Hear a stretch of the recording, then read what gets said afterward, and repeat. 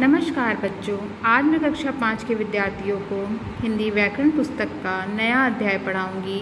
बच्चों, अभी तक हमने यूनिट फर्स्ट के समस्त पाठों का अध्ययन कर लिया है। आज हम अर्धवार्षिक परीक्षा का प्रथम अध्याय पढ़ेंगे। तो चलिए शुरू करते हैं। अध्याय 5 सर्वनाम। संज्ञा की पुनरावृत्ति को रोकने के लिए इसके स्थान पर प्रयुक्त होने वाले शब्दों को सर्वनाम कहते हैं। जैसे कुत्ता भूखा था, कुत्ता इधर उधर भटक रहा था, कुत्ते को खाने को कुछ नहीं मिला, एक आदमी को कुत्ते पर दया आई। यहाँ कुत्ता शब्द का बार बार प्रयोग हो रहा है और यह सुनने में अच्छा नहीं लग रहा। अब इन्हीं वाक्यों को सर्वनाम का प्रयोग करके दोबारा लिखते हैं। तो चलिए देखते हैं। कुत्ता भूखा था, वह इधर उधर भटक रहा था, उसे खाने को कुछ नहीं मिला, एक आदमी को उस पर दया आई। इस प्रकार का प्रयोग भाषा को सुंदर बनाता है। बच्चों, जैसे पहले वाक्यों में कुत्ता कुत्ता हर जगह लिखा था, अब उसकी जगह पे एक कुत्ते की जगह वह, दूसरे कुत्ते की जगह उसे और तीसरे की जगह उस पर लिखा गया है। इस प्रकार संज्ञा का पुनरावृत्ति को रोकने के लिए सर्वनाम का प्रयोग किया गया है। सर्वनाम के भेद। सर्वनाम 6 प्रकार के होते हैं। पुरुषवाचक, निश्चयवाचक, अनिश्चयवाचक, संबंधवाचक, प्रश्नवाचक, निजवाचक। पुरुषवाचक सर्वनाम। जो सर्वनाम बोलने वाले, सुनने वाले या किसी अन्य व्यक्ति जिसके बारे में बात की जा रही है के लिए प्रयोग किए जाते हैं, वे पुरुषवाचक सर्वनाम कहलाते हैं। जैसे मैं, तुम, वह आदि। पुरुषवाचक सर्वनाम 3 प्रकार के होते हैं। उत्तम पुरुष, मध्यम पुरुष, अन्य पुरुष। उत्तम पुरुष के अंतर्गत वे आते हैं जो बोलने वाला और लिखने वाला अपने लिए जिन सर्वनामों का प्रयोग करता है वे उत्तम पुरुष कहलाते हैं। जैसे मैं, हम, मेरा, हमारी, मेरी, हमारी आदि। मध्यम पुरुष जिन सर्वनामों को बोलने वाला या लिखने वाला श्रोता के लिए प्रयोग करता है उसे मध्यम पुरुषवाचक सर्वनाम कहते हैं। जैसे तू, तुम, आप, तेरी, तेरी, तेरा, तेरी, तुम्हारी, तुम्हारे, आपकी आदि।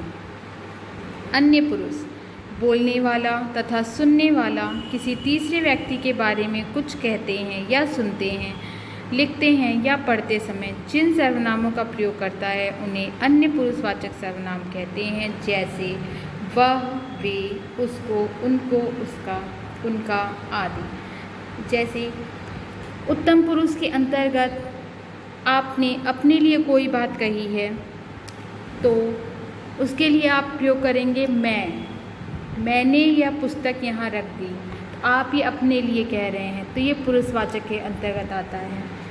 अब मध्यम पुरुष। मध्यम पुरुष के अंतर्गत आप किसी तीसरे व्यक्ति के लिए कोई बात कह रहे हैं। जैसे तुम वहाँ जाओ, तुम यह काम कर लो, यह मध्यम पुरुष के अंतर्गत आता है। अन्य पुरुष। अन्य पुरुष में हम कुछ कहते या लिखते समय जब हम कुछ बोलने या लिखते समय किसी तीसरे व्यक्ति की तरफ इशारा करते हुए बोलते हैं तो वे अन्य पुरुष के अंतर्गत आता है। जैसे मैंने उसको चाय दे दी। बच्चों, अब सेकंड है निश्चयवाचक सर्वनाम। जो सर्वनाम किसी व्यक्ति या अथवा वस्तु का निश्चित बोध कराते हैं वे निश्चयवाचक सर्वनाम कहलाते हैं। जैसे यह किसकी गेंद है, यह सजावट के सामान बहुत कीमती हैं। ऊपर लिखे वाक्यों में रंगीन छपे शब्द ये निश्चयवाचक सर्वनाम हैं। ये सब शब्द किसी न किसी वस्तु या व्यक्ति की ओर संकेत करके उसके निश्चय का ज्ञान कराते हैं। अनिश्चयवाचक सर्वनाम। जिन सर्वनाम शब्दों से किसी निश्चित वस्तु या व्यक्ति का बोध ना हो उन्हें अनिश्चयवाचक सर्वनाम कहते हैं। जैसे कोई, कुछ, सब आदि। जैसे सांप को देखते ही सब भाग गए। इसका अर्थ है सब मतलब जितने भी लोग वहाँ थे वो सब भाग गए। इससे किसी की निश्चितता का पता नहीं चल रहा है, अतः यह अनिश्चयवाचक सर्वनाम के अंतर्गत आते हैं। चौथा प्रश्नवाचक सर्वनाम। जिन सर्वनाम शब्दों का प्रयोग प्रश्न पूछने के लिए किया जाता है उन्हें प्रश्नवाचक सर्वनाम कहते हैं, जैसे कौन, क्या, किसे, किसने, किसको, किसका आदि। क्या मैं अंदर आ जाऊं? दरवाजे पर कौन है? इन वाक्यों में क्या और कौन प्रश्नवाचक सर्वनाम है। संबंधवाचक सर्वनाम। संबंधवाचक सर्वनाम संज्ञा या सर्वनाम का संबंध बताते हैं, उन्हें संबंधवाचक सर्वनाम कहते हैं, जैसे जैसा करोगे वैसा भरोगे, जो डर गया सो मर गया। इन वाक्यों में दो सर्वनाम संबंधों का संबंध जोड़ा जा रहा है, अतः ये सभी संबंधवाचक हैं। निजवाचक सर्वनाम।